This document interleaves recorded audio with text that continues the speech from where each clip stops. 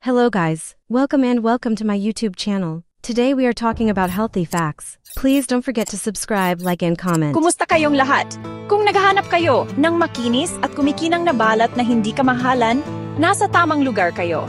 Ngayon, ibabahagi ko ang 5 abot kayang pampakinis ng mukha na pwede ninyong bilhin ngayon. At kung paano nyo ito gagamitin para makuha ang pinakamagandang resulta. Simulan na natin.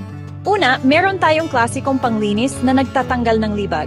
Basahin lang ang mukha, pisilin ng kaunti, imasahe ng pabilog sa loob ng 1 minuto at banlawan. Tinatanggal nito ang mga patay na balat para mas maging malambot agad ang inyong balat.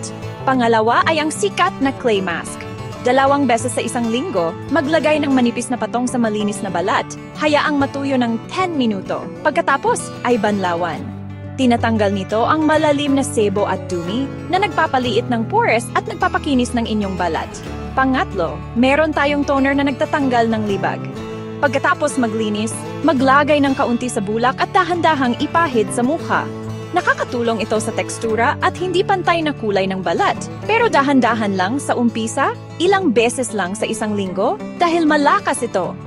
Ang pang-4 na produkto ay isang hydrating serum na may hyaluronic acid.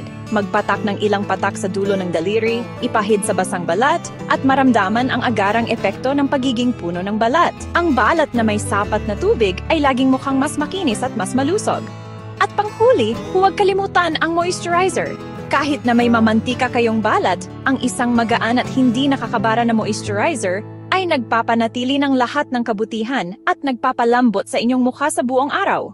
Kaya, ayan na, 5 abot kayang pampakinis ng mukha at kung paano gamitin ang mga ito.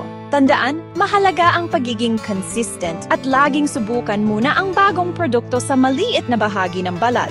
Sabihin nyo sa comments kung alin ang gusto ninyong subukan muna. Salamat sa pagsama sa akin at magkikita tayo ulit sa susunod. Thank you for watching and don't forget to like, comment, and subscribe.